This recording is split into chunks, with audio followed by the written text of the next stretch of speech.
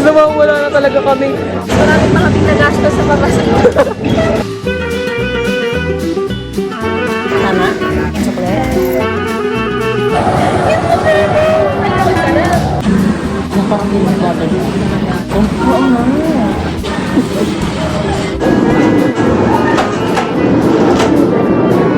Hindi na ako uulit. Pumunta doon kasi super scary siya. Hey G's!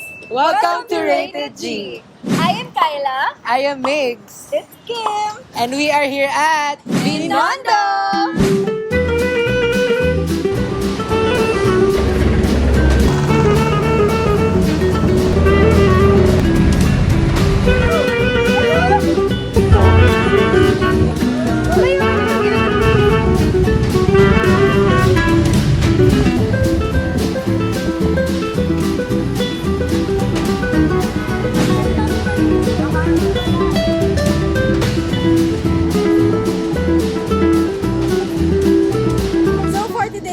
Ang gagawin natin ay ang unusual na mga reviews ng restaurants. Ang mangyayari ay we are going to look for low-rated restaurants based on Google. And of course, we will be checking out those restaurants, try their food and their services, if deserve ba nila yung mga ratings na nakuha nila. And if not, of course, we will be redeeming the restaurant itself. So, okay na? Let's go! Wait. So, are you G? Rated G! Guys, papunta na kami sa ano yung first restaurant natin? One chai. Ano? One chai. So, ito na yung mga food na kita namin. But di yan yung itatry namin kasi ang mga try namin, mga worst rated dito sa Binondo. So, we'll see about that. Guys, nasa China na kami. Ano ba rin?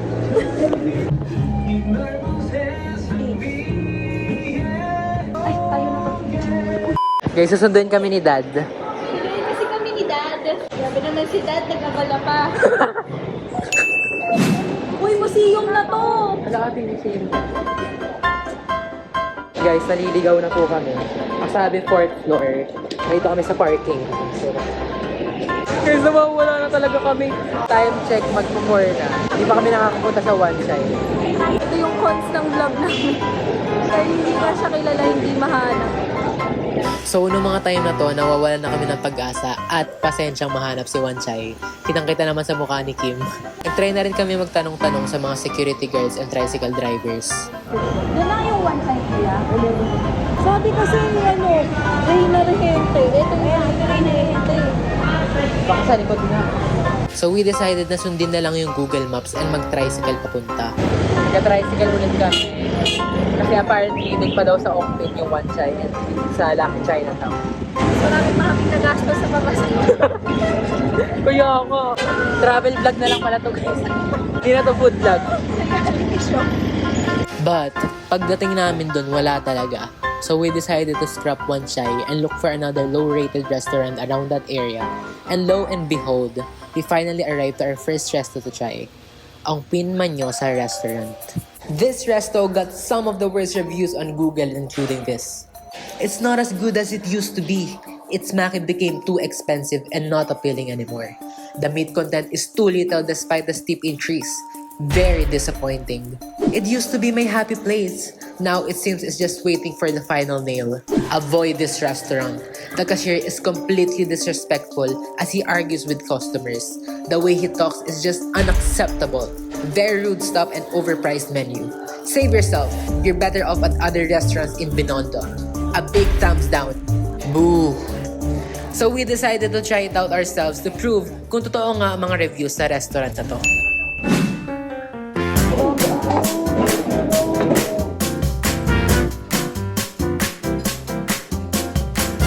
So guys, ang in-order namin is pancit bihon na large. This is 300. And this is the siomai, which is 170 pesos.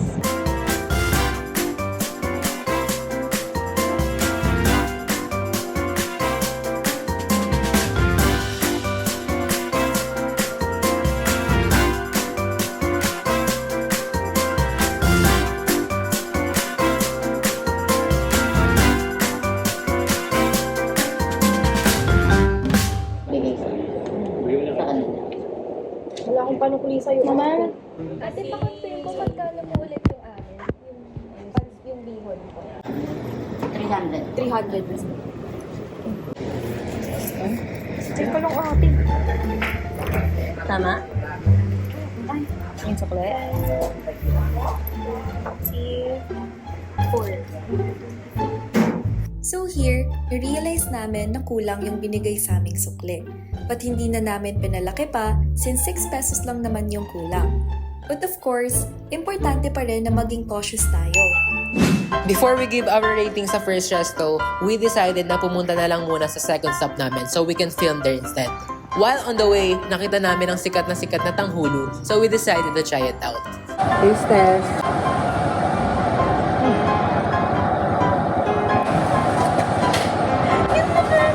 Ano, masarap? May isa sang lagat na ano, yung pinapalobo. Yung ginagawa ko, ninong kayo. Hi guys! So, nandito kami ngayon sa Funky and ito yung second restaurant na napuntahan namin ngayon. Ang in-order namin are pancit bihon tapos siomai. So, for pancit bihon, it was around 380 pesos. And for that price, for me, ang rating ko would be 4 out of 5. G-stars. 4 out of 5 G-stars. But for the siomai, we rated at 2 out of 5. Actually, yung sa akin, yung siomai, parang mga 1 out of 5. Kasi yung texture kasi ng ng siomai, hindi siya yung typical siomai. Hindi siya yung typical siomai na mabibili mo or like matitikman mo from mga well-known stores talaga na nagbilang talaga ng siomai. Parang kumakalat siya sa bibig. So, ayaw na. So, 1 over 5. And then yung pancit bihon, 4 out of 5. Really decent na siya for its taste, di ba? And yung size na. Kasi parang good for 3 persons yun. Kasi hindi namin naubos. To think nagutom kami. So, yun. For me, yung sa bihon, I think 3.5 stars kasi masarap naman siya pero nung patapos na ako kumain, parang nasusuya kasi medyo matamis yung bihon ko. Tapos yung sa siomai, I think 1 star lang kasi isang like 1 bite pa lang yung nakakain ko. Hindi ko na siya nagustuhan kagad. And i-rate din natin yung service ng restaurant. I think, for me, medyo hindi na ako uulit pumunta doon kasi super scary siya. Like, by the looks of it, parang unappetizing talaga yung place. Like, hindi ka gaganahan kumain kasi sobrang dilim ng ilaw. Like, very untidy yung place. Hindi ka lang yung plates, hindi ka lang yung ganyan. And yung staff naman nila, they work properly naman, pero they were all over the place. Pero yung food naman, yung pagdating ng food, mabilis naman. Hindi naman kami nag-wait like matagal. Like, mga 10 minutes beyond, hindi naman kami nag-wait. So, okay naman yung service na. So yan, yun lang. Overall, Mine would be a 2 out of 5. Sa akin, 3 out of 5. ako 2 out of 5 pieces. Now it's time for us to actually leave a review on Google. Their pancit bihon was nice for its price and their siomai isn't something we'd try again. Place was not properly ventilated and pretty untidy. Ang pinman nyo sa restaurant, 2 stars. Now it's time to try our second resto, Funky.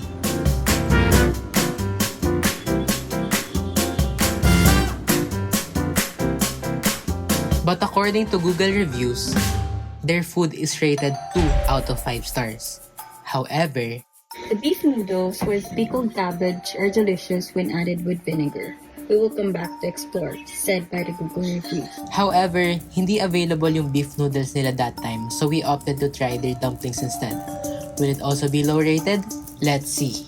Okay, so hindi ko na alam yung in-order namin kasi we ordered creamy dumpling.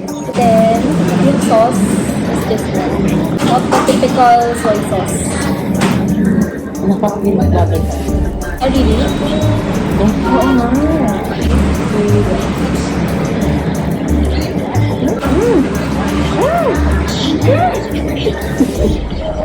Hot?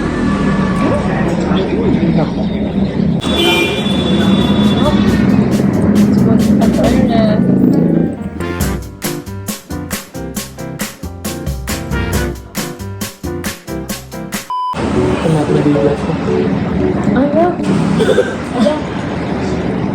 Ito na guys. Dalawa na lang. Guys, sobrang napagod kami today. Imagine pang anong restaurant pa lang namin to, pero ilang oras na kami dito. Guys, gabi na. Gabi na. Dilim na. Kasi, ang hirap pala ng ginagawa namin. Kasi, kinuha namin are low-rated restaurants. Tapos, syempre, sa Google, open pa sila lahat. Pero parang yung ibang restaurants hindi na nag-operate. Misled kami by Google. So, nahirapan talaga kami. As in, sa isang restaurant, hinanap namin siya for more than 1 hour. So, for the food, here's a fun. I would rate it 9-10 just because out of 5, ate. Ano? Wala yung out of 5. So, yung food here's a fun. Yeah, I would rate it 4 out of 5. Kasi, ang sarap siya. Like, very... Kasi malaman siya. Plus, sa pagkakagat mo sa kanya, juicy siya. Tapos, yun nga lang, hindi siya nag-make into 5 kasi yung labas niya. Like, after waiting for a few minutes, medyo nag-dry up yung outside. So, ayun ako. Pero, it was good din. Ako for me, parang for its price din, parang 5 over 5 siya for me. Kasi, yung loob kasi ng dumplings is like malaman. Like, hindi siya tinipid sa filling, di ba, sa meat. Tapos, ang nagustuhan ko kasi sa kanya, yung sauce nila, it's different. It's different kasi sa mga typical kasi na mga dumpling shops, mga restaurants na ganito. Soy sauce. Ang sinaserve is soy sauce, di ba? Or like, iba. This one kasi, ang sinaserve nila is like a peanut butter. So, ayun. Kaya parang fun siya na experience. If you want to try something new, diba? It's good pala. Like, dito ko na-discover na goods pala yung dumpling sa peanut butter. Kung ka pa ng synonym. Ikaw?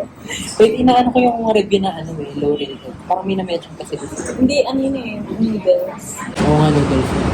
For me, I think yung dumplings nila, 4 out of 5 cheese stars kasi masarap siya, pero I don't think it's something na i-crave ko ulit.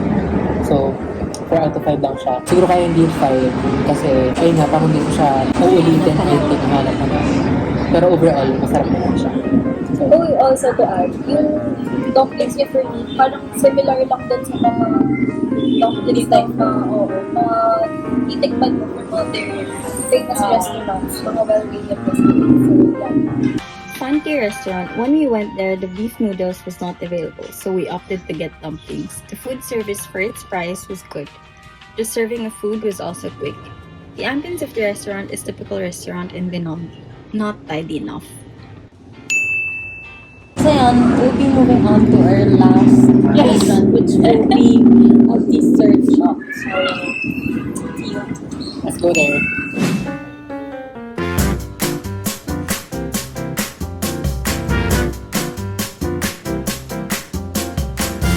Last stop, Miche Ice Cream and Tea Shop.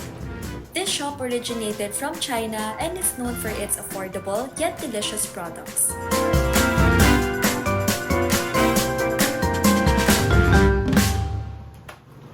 But based on some of the reviews on Google, their first experience was poor since most of their drinks and sinkers were unavailable.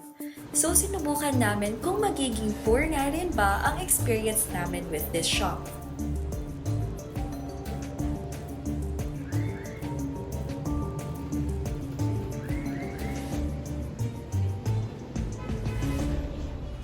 Okay, taste test guys. Nandito kami ngayon sa mixed soup. In-order ko mango milkshake. Okay, how much? 65? 65. So, I got yung purple tea kasi sinasabi ko medium, 75.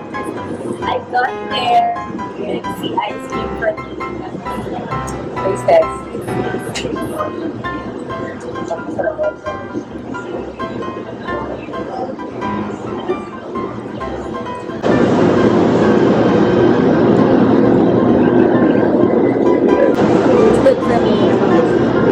I usually don't order vanilla, pero this one has the right sweetness. Maybe 4 out of 5.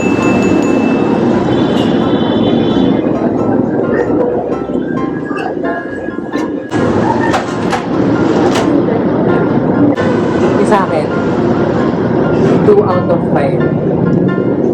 May 1 to 5 G-stars kasi sobrang lasa siyang artificial.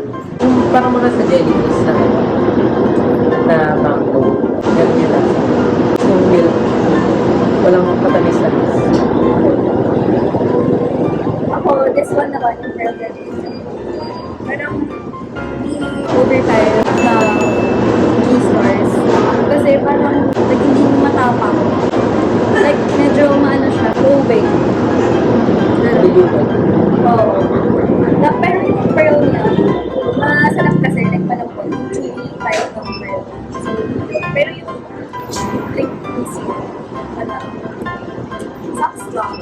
Pero cheap siya. Like, for 75. Our rating for Miche is 2 stars.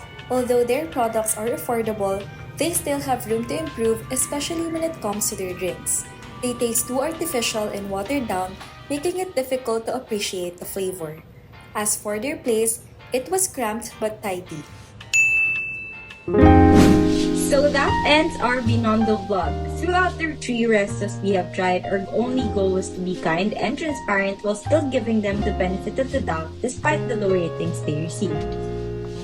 I mean, wala naman sigurong business owner ang gustong maging worst rated yung restaurant nila, di ba? We're sure that every single one of them still wants to offer their best. Truth is, not everything will always be in your favor, and not everyone will appreciate what you offer. And that's okay. May this vlog serve as a reminder to always keep an open mind and that there's always room for improvement.